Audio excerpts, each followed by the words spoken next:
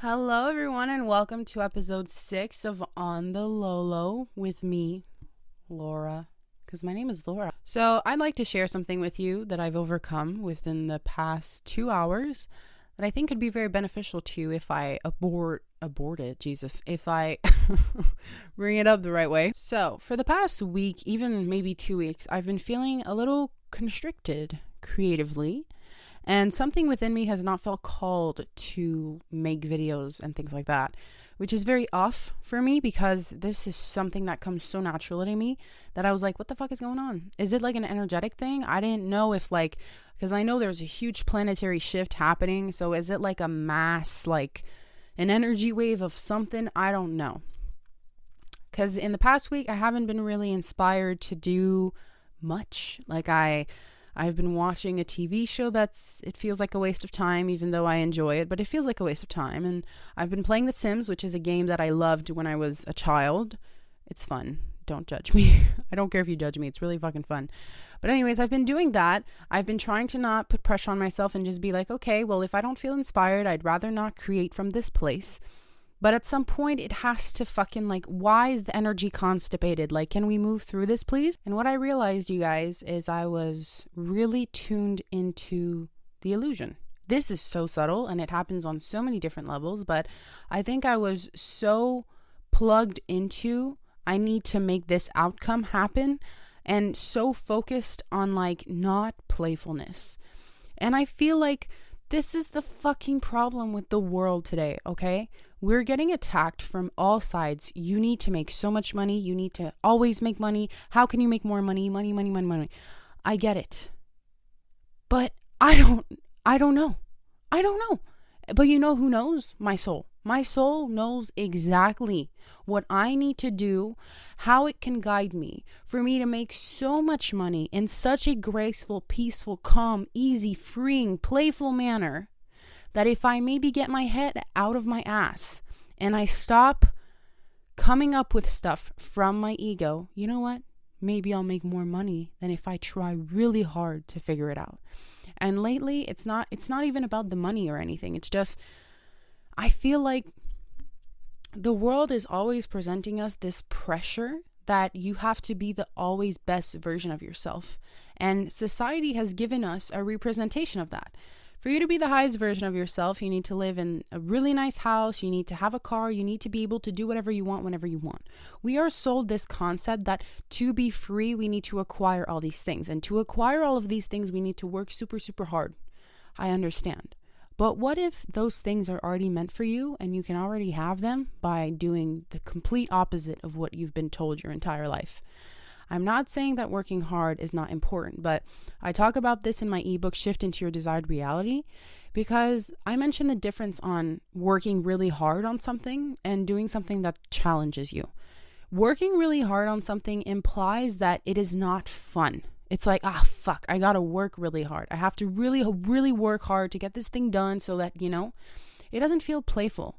And I don't know if you realize, but we're all still children. We literally are just kids who grew up. That's it.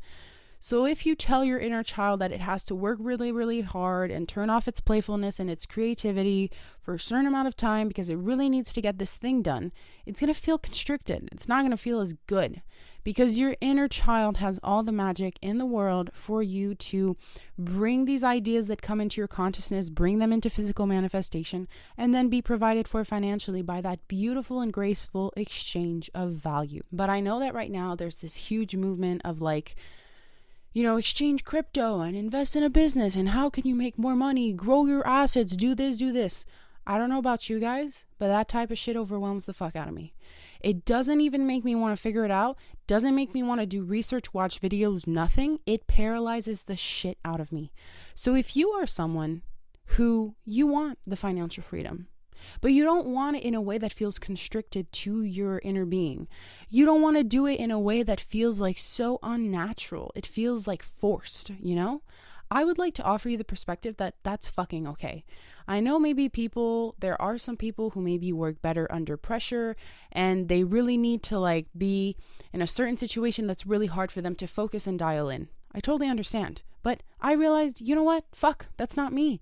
Because I've gone the things that I've wanted by not being constricted, by not being forceful.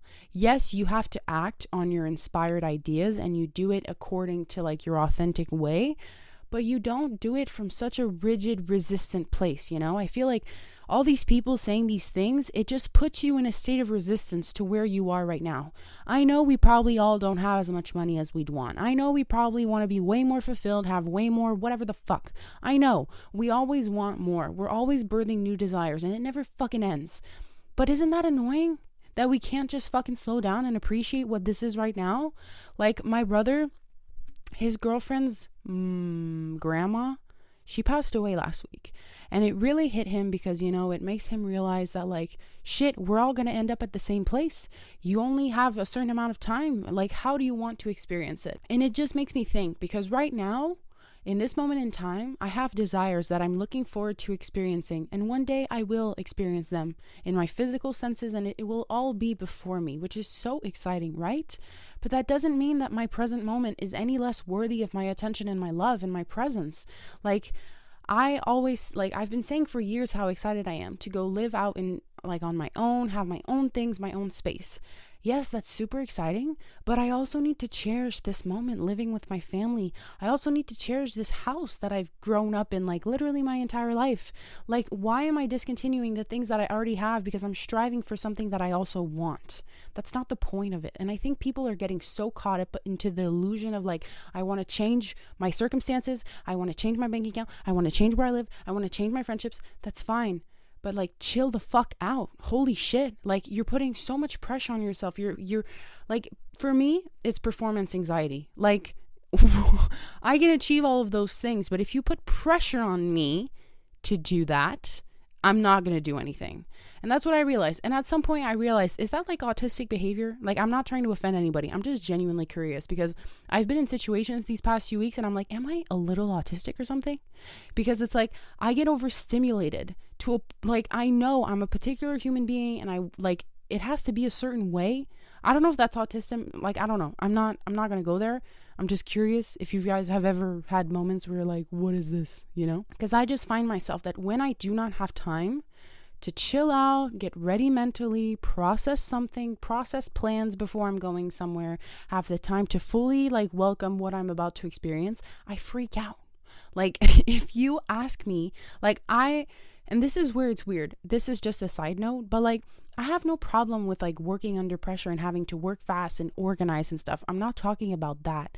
But when you haven't had time to process something or take your time, I get stressed out. I'm oh my God. I don't know. My overthinking hard drive, it just doesn't function. So anyways, I just wanted to share that with you. Because maybe right now you feel like you have to be at a different place, but where you are is exactly perfect or you would not be there. And I know that through societal norms, we're conditioned and programmed to be well, we have to work really hard to get a really good house, get a really good job, get a really good pension. All of these things that is disconnecting the fuck out of us. I feel lately I've been so stuck on where I want to go that I'm not enjoying where I am, what I've built, what I've received, what I've welcomed, what has changed in my life, because I'm so grateful for it. Here's the thing. There are conditions in my life that were different a year ago. And if you told me a year ago, I'd be super excited about it. But the ego, once it gets the things that it wants, it doesn't give a fuck. It discontinues it. That's why you, as the conscious mind, you have to bring yourself back into the present moment, into gratitude, because your ego is always focused on well, we don't have this thing. This is what it must mean. And then because you are not your ego, you literally have to tell it, sit the fuck down, chill out. Do you not see everything that we've done? Why are you hammering me with so many other things we have to get done? It's people get through their to-do lists, but then it's oh, I still have this and this and this and this.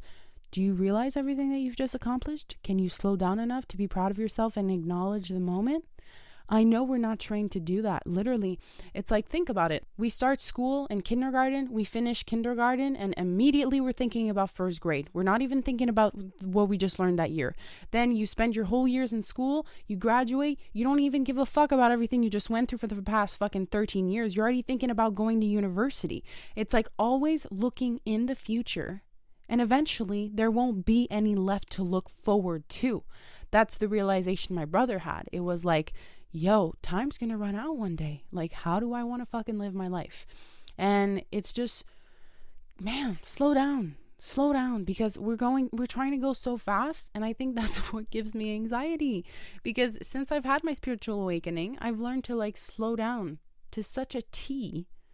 And when I'm forced to speed up, I'm like, what the fuck? I don't want to be going this fast. Like, why are you making me do this? I don't work well if you ask me to go really, really fast. I can work well if it's challenging. Does that make sense? Anyways, let me know what you guys think. I'm really curious to see, like, do you guys resonate with this, or you're the type of person that you need pressure and you need like a deadline or something? I don't know. So I simply realized that I was not creating videos from the place that I had always done it, which was playfulness, creativity. It's so much fun. I interact with people. I love my audience. You guys are so loving and kind and sweet with all your comments and everything. It was coming from a place of like, I need to make another thing happen. So like, ugh, does that make sense? So if you're creating from a disaligned place with the if your pure intention is no longer to have fun and to create, it's going to feel constricted. You're not going to feel called to do it because it's going to be a chore. It's going to be a task. And the reason that I never resonated with the whole like find a job and work at it is because I don't want to be forced to do things I don't feel like doing. I think a lot of people, that's why they get into the whole entrepreneurship. They don't want to have to show up for somebody else that pisses them off. Like, they don't want to have their own boss. They don't want to have to clock in at 9 on the dot. It's about the freedom, right? So I realized I want that freedom of creation. I want that freedom of playfulness where like I'm doing it because it's fun. And I think so many adults are not asking themselves, like, am I having fun? Am I playing right now? Because I swear to God, if everybody was playing with what they were doing, everybody would be so much happier, so much more fulfilled. I feel like everybody would be so much more connected because we'd bring so much more to the table. Because when we bring it from a place of like, I need to pay the bills, I need to make money, I need this, you're not necessarily playing. You're just going with the available options. It's like people going to school because their parents told them to become this or this. They're not doing it out of playfulness. Eventually it's going to get bitter. It's not going to taste really good. It's not going to be fun. So I always ask myself, like, does it feel like you're at the playground right now? Because your inner child wants to play. Like when you were a kid, everything was about playing, right? It was just so exciting. It was about exploring, discovering, having fun. If you keep that energy in your career, in your ambitions as an adult, it is, I'm sure, guarantee it's going to go way further than if you tackle it from the perspective of an adult that is constricted and that does things because it has to. Like, yes, sometimes we have to show up for things we don't necessarily prefer. There's always a balance of that. But I explained this in my other ebook, How to Not Lose Your Shit After Unplugging from the Matrix, how you shouldn't do things just because you've been told you should do them. You're not doing them from a high, genuine place. And everything that you want is going to come with those good feeling emotions, those good feeling thoughts. When you feel your most inspired, you're in a free flowing place. The most can come when you create from that place instead of creating from a place that's miserable and like, I have to do this because I have to do this. And, you're choosing to set limited results for yourself. So anyway, I just filmed like 4 videos back to back and it felt so good, which is nice, you guys. Like, it's like, it feels good when I make videos and it doesn't feel like a fucking chore. And I don't know why lately it has felt like that. It was a little phase, a little period, but now I know what has been responsible for it. It didn't feel like playing. It didn't feel like playtime anymore. And anytime something doesn't feel like playtime, you need to assess. How do we make it playtime? Because your inner child, like, are you at the playground? Like your ambitions. This is always the analogy I give to someone who's like, if they don't know if they're like their job. I'm like, if you like your job, if to your inner child, it feels like going on the swing and then going on the slide and then going on the monkey bars. It feels like so many things. It feels so exciting, jumping to the next and so many ideas and so much energy, playful energy, I love the analogy of the playground because we literally should be treating life as a fucking playground. Are you excited with the things you're playing with? One of the videos that I just filmed was answering a question. Someone asked me, how do you break free from the matrix and raise your vibrational frequency? And I thought, like, first of all, such an amazing question, because second of all, I answered it so fucking amazing, you guys. So I want to talk about this on here to dive into it even deeper.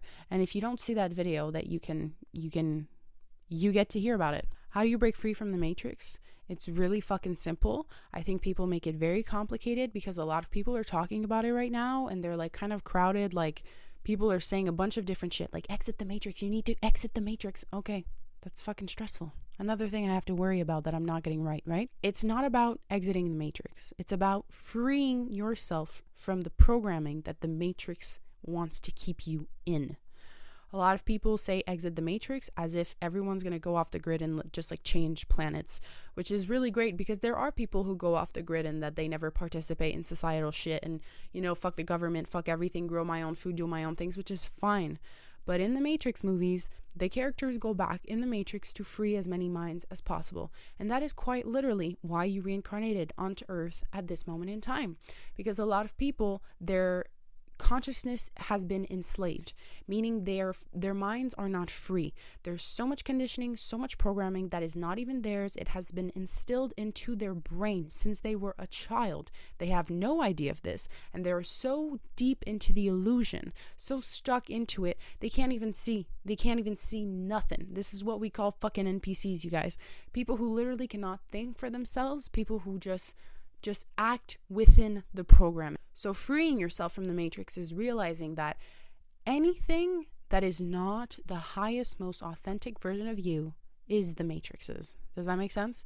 So all of the things that are trying to keep you small, limited, scared, all those self-limiting beliefs, those doubts, those worries, those fears belong to the matrix, because you are a high vibrational being at the core of who you are. Like at the core of who we fucking are, we're high vibrational. Now, if you don't understand what vibrational frequencies are, I see it. They're different types of I remember being 14 years old trying to understand what fucking vibrational frequencies it means. So my best analogy I've always given is it is different colors. There's not one that's better than the other, but there's surely one that feels a lot lighter and it just feels better. So let's say one of the lowest vibrational frequencies is fear. Let's say fear is red, okay? Might be heavy. It's a denser type of energy to feel in the body. It doesn't feel good. It doesn't feel fucking good. Let's be scared. Let's be scared. Let's be real. When you're scared, you feel agitated. You don't feel flowing. You don't feel loose. You don't feel calm or receptive to anything. You're just like fight or flight, right? So let's say fear is red. And then let's say that peace or love, because love is one of the highest vibrations. Let's say that it's fucking orange. I don't know. They're just different colors. Okay? Which color do you prefer to live most of your days in? That's it. Vibrational frequencies, if you didn't understand. So you're a very high vibrational being at the core of who you are. Very powerful, high energy. I don't know how else to explain it. Maybe the colors thing was a little bit confusing. Sorry about that. The lower vibrational currents are fear, shame, guilt, hatred, all that separation that keeps you disconnected from your nature. Your nature is unconditional compassion. So if you free yourself from all of those hating beliefs you have towards yourself, towards other people, all those guilts that, when you get an idea and you want to do something and then your brain just presents you with options that it just presents you with thoughts that fucking suck. What are people going to think about you? Your mom and dad are going to shit on you. This is going to happen. You shouldn't do this. I don't think you should do this. That is the physical, logical mind that is not you, that is presenting to you an option. And most people think that they are the mind, so they listen to the physical mind. The intuition is your soul. So when you get an intuitive insight and you feel like listening to it, it's because your soul is nudging you in the direction in which you should probably follow. But then because the physical mind is so powerful and strong, and we've listened to it our entire lives, and we don't know that we're actually not the physical mind, we listen. We're like, okay, well, you know what? I'm going to be judged, so I'm not going to do this thing. It would have been really fun and it was really exciting to me, but I'm way too fucking scared. Breaking free from the matrix is saying, fuck you. I don't care if you're scared. I'm going to hold your hand and we're going to jump together anyways. Because the Matrix wants you to stay small. It doesn't want you to free yourself and realize that you're this powerful being and that whatever you choose to focus your energy on is what is going to expand, and that you can actually free yourself from financial slavery and you can actually accomplish all of these things with the power of your mind. And they don't want you to know that. Because the Matrix stays alive when you choose your smaller self. So if I can offer you just an easier perspective and understanding that you don't have to go off the grid or like never partake in anything about the Matrix ever again, that's not what it means. You just free yourself from the programming that has been keeping you small, that has been keeping you in the same reality that clearly doesn't fulfill you and that you're not satisfied with, because you're inherently worthy of all of the things that you want. Like all of the finances, all of the love, the friendships, the experiences, everything already wants you. But if you're always choosing to listen to your fears or the self-doubts or all of those things, there's not a lot of expansion that can happen, if that makes sense. And then the other part of the question was, how do I raise my vibrational frequency? And the best analogy, the way I see it in my brain, is like you're a box of tissues, and throughout your entire life, you've acquired so many tissues, like so much stuffing, so much shit, trauma, hurt, unworthiness, fears, doubts, everything. You are the box of tissues and you're really, really high vibrational. But the more tissues you have in there, the more dense it is, the more heavy it is, the less light and free flowing it is. So it's not about becoming high vibrational. You already are. It's about removing everything that lowers your vibration, if that makes sense. So a lot of the spiritual community is going to tell you have to eat alkaline. There's so many things you can do to, like, yes, there are external factors that you can contribute to that are going to raise your vibrational frequency, but you can choose that you're already the high vibrational being that you are. Remove the things that lower your vibration, which is fear, doubt, hatred, separation, all of the lower vibrational frequencies. The less you tune into them, the more you're connected with your high vibrational nature. Does that make sense?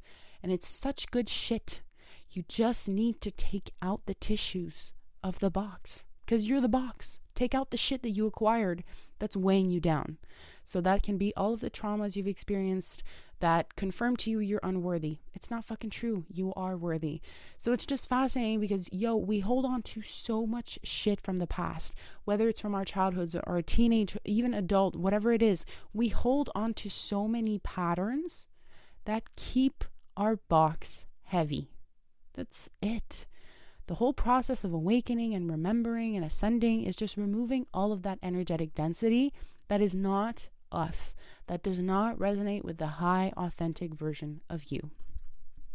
So I just wanted to talk about that because I thought it was super interesting, and it just makes so much sense, because for the longest time, I also thought that there were external things I had to contribute to be high vibrational. Yes, external factors can assist, but you're the powerful creator, so you get to choose. If you give your power to the external will control you. But that's not how it goes. But that's how the Matrix programmed you to think. You need to get a hold of the external if you want to feel better inside. You always have to look on the outside, never on the inside. This is the whole Matrix construct.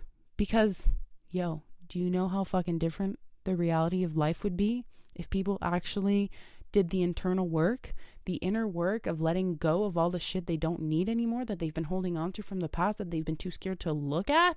It's so fucking fascinating how we literally recreate experiences over and over again so we can overcome these triggers, this energetic density, to let it go.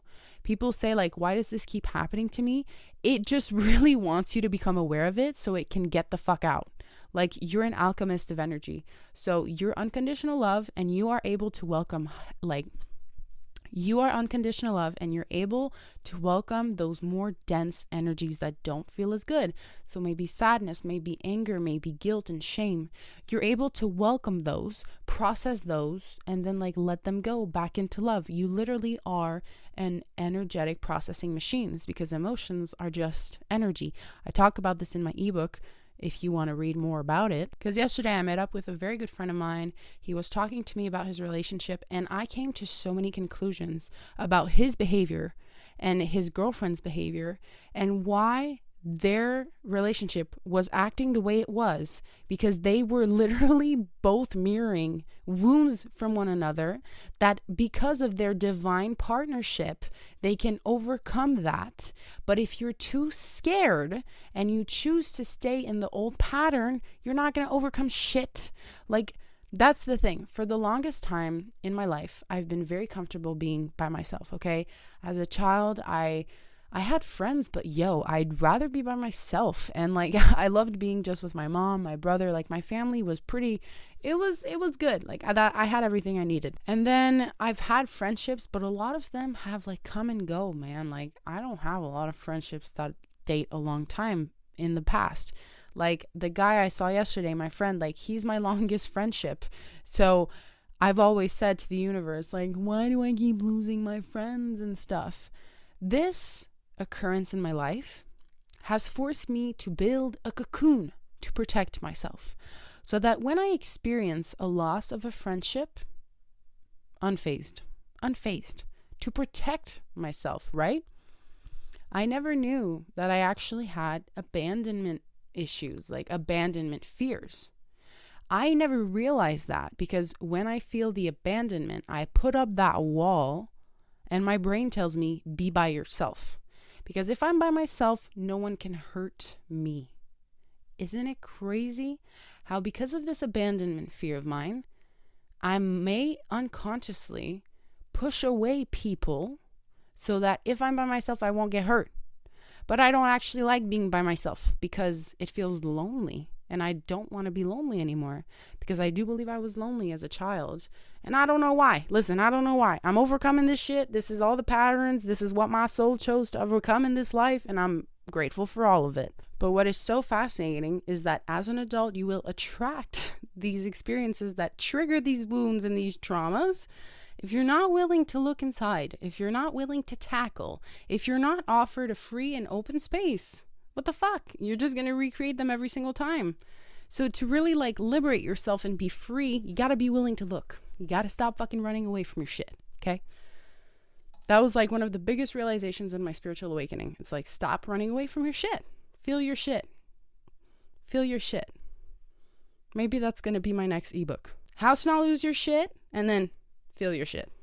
How to feel your shit. Okay, sorry, I'm done. So I asked you guys in my stories what you'd like to hear in this podcast episode. So I wanted to kind of mix both what I wanted to talk about, but also include y'all's questions because sometimes I can't devote an entire episode to a question.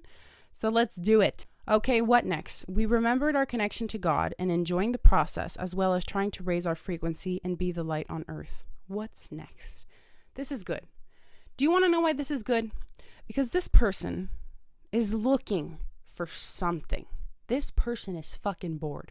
Okay, what next? We remember our connection to God. We enjoy the process, raise our frequency, and be the light on earth. What's next? What do you mean, what's next? You fucking enjoy your life. This is what is extremely fascinating. We are so trained to look for the next thing all the time. Literally, look at this.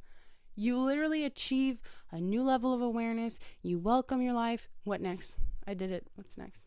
Go to a fucking coffee shop and have a coffee with a pastry. Drive in your car and blast the music and sing the fuck out of those lyrics. Dance with your mom. Take a cold shower. Enjoy it. There's no other goal in your awakening but for you to have a new perspective to enjoy the human experience. You are offered a more connected, a more open way to perceive this physical reality and enjoy it and explore it and play with it.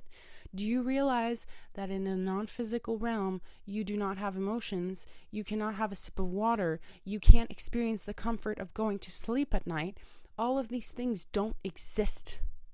These simple things that we overlook every single day are part of the pleasures of being alive. Like when I go to sleep at night, I feel so extremely grateful for the things I have because like flip the switch, just make it the opposite and you're going to realize how that condition that you were overlooking was really a fucking blessing. Like I go to sleep at night in a clean, warm bed. Like if you gave me a dirty bed with bugs in it, I'd fucking lose my shit. Like I wouldn't sleep, right? I go to sleep and it's calm and it's quiet. There's no guns outside. I don't hear people screaming. I don't hear any of that. It's peaceful. But if I slept and heard that screaming, I wouldn't sleep. It would be such an unpeaceful sleep. There's so many little of those things that when I fall asleep at night, it's not like I always express gratitude for these things, you know, like thank you for my family, thank you for my car, thank you for my water, thank you for my bed, thank you for my phone, thank you for the fan next to my bed. The simplest things, because I swear, take those away from your reality and you're gonna realize they were pretty fucking good to you. So to answer the question, just fucking enjoy your life. Like, I understand we go through the awakening and then we raise our frequency, we embody our light, we remember we're connected. Enjoy it. Enjoy this realm. Whatever calls you, whatever resonates with you, you do it. Whatever makes you feel good, you do it. That's the point of being alive, enjoying being alive. There's not always an outcome/goal attached to it, but we're literally trained soldiers from birth. Like, you go to fucking kindergarten, first grade, okay, and then comes second grade. What's the next step? Third grade. What then? Fourth grade. Okay, what's after school? You get a job. Then you go to work. Oh, what's next? You buy a house. Oh, what's next? You get married. What's next? You have kids. Stop with the fucking to-do lists. Like, just follow your highest excitement. It's so crazy how we make it so complicated, you guys. Anyways, that's the best I got for that question. I've been told we cannot dissolve the human ego. I'm finding this to be untrue. I don't know, sometimes people leave like it's uncompleted. Do you know? You should have said something else, because is it a question? What is it? Is the question we cannot dissolve the human ego? 100% you can dissolve the human ego. I think you never get rid of the ego. I used to think that I would reach a point where I would never hear my ego again and it would just die completely. You know what? When that happens, I'm pretty sure you also transition back into the non-physical. The ego is necessary to survive. You dissolve the ego by not always listening to what it has to say. You dissolve the ego by giving it all your unconditional compassion instead of thinking that you're unworthy. It's the ego that feels unworthy. You're the soul. You, the soul, has to give a hug to the unworthy ego that thinks it's unworthy, even though it's not unworthy. It's all an illusion. So dissolving the ego is just not strengthening it by not thinking it's you. Does that make sense? You're not your ego. You're not your human self. You're the soul. You're the consciousness, observing the ego, observing the human. You dissolve the ego. You stop strengthening it when you stop giving your conscious power to the ego. Because you're listening to it. You're observing it. You're getting to know it. But you're not it. Can you lose your soul? Yeah, I'm pretty sure you can. I don't have the specifications on that. But you know, a lot of people are talking about like, oh, she sold her soul. And I was talking about this with my friend. Selling your soul is really not like, it doesn't have to be a ritualistic thing and you signed your name in like blood and stuff. No. Selling your soul can be really simple as doing something for money instead of authentic pleasure. Doing something for fame, like setting aside your values, setting aside your self-respect towards yourself, and giving it away because you're gonna get an external circumstance back. I got an offer to make a video for fucking Pop-Tarts. Okay? They were like, we'll pay you $400. $400 for you to say how good Pop-Tarts are. It's a great snack. And I said no. Do you know why I said no? Because that's fucking the beginning of selling your soul. It's the beginning of giving yourself away because $400, oh my God. The external. If I had given my power away thinking that I can't make $400 in another way that feels more aligned and more graceful and connected to my being, because making a video for Pop-Tarts would have felt completely dishonest to me because it's full of shit. And I know it's full of shit. I make fucking videos about food that belongs to the Matrix. So you really think I'm going to be an asshole just for money, betray my whole values and beliefs because you're offering me $400? That's what I mean by selling your soul. So can you lose your soul? You can lose your soul by tapping into the ego. You can lose your soul by tapping into the physical reality more than you tap into your heart. Like, your soul is your inner being offering you guidance and wisdom because it knows more than you do. I know the ego thinks it's hot shit and it knows everything, but it does not. The ego is based on the past. Like, The ego doesn't know what's coming. The ego can only anticipate what's coming based on what has already happened. So if you listen to the ego, you're always going to recreate the same shit. The ego wants more all the time. The ego wants to be praised. It wants to be validated. The soul doesn't give a fuck, okay? So when you want to achieve all of these things and acquire all of these things, it's your ego. Yes, it can be a soul desire to have that house because it's actually a part of this physical experience and it feels exciting, and I love living in a place where I feel so comfortable and it's so nice. Like, you're allowed to want luxurious things. I'm not saying it's just an ego thing. But when you want more and it has to be this way and it's going to mean this, and if I get this, then I'm going to feel fulfilled, that's ego. It's not true. It literally all starts within you. So can you lose your soul? 100%. How do intrusive thoughts affect manifesting? And what the fuck are intrusive thoughts anyway? I'm not going to lie. I don't know. Intrusive thoughts, I see it as thoughts that were not expected to show up. But sometimes those can actually be from your soul. I don't know. Like, intrusive thoughts, in my opinion, are thoughts showing up that weren't supposed to. But most of the times, that's your soul. Because the soul shows up in unexpected times. When you want an answer, when your ego wants an answer, like, I really, really want to know what the next step for me is. I really want to know. You need to calm down and welcome the answer. First of all, it might take a bit of time before you get the answer that you want, before you get the answer that your ego wants. But the soul knows when it's the right time to bring it to you. And most of the times, the soul brings you an answer and you're not even fucking willing to listen to it. Because you don't think that that's the right move. How is this going to happen? I don't understand. So how do intrusive thoughts affect manifesting? I'm going to elaborate on this question, and it's going to be the last one because I feel like I'm going to go off, okay? First of all, manifesting is all fun and shit. But I feel like it's a sold concept that you have a magic wand and you can turn mice into horses, you know? Manifesting is only aligning with what your soul already chose for you. Manifesting is energetically focusing your thoughts on what you actually want, which then, first of all, will feel extremely better.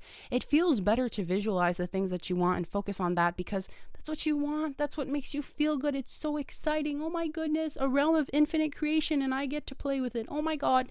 And then second of all, you hop onto the vibration of the desire. So eventually, if you're on that vibration, you're going to physically see it. That's just how it works.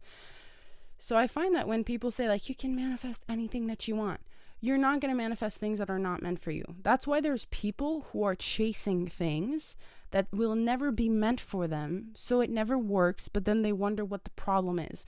It's like if someone wants to be a doctor.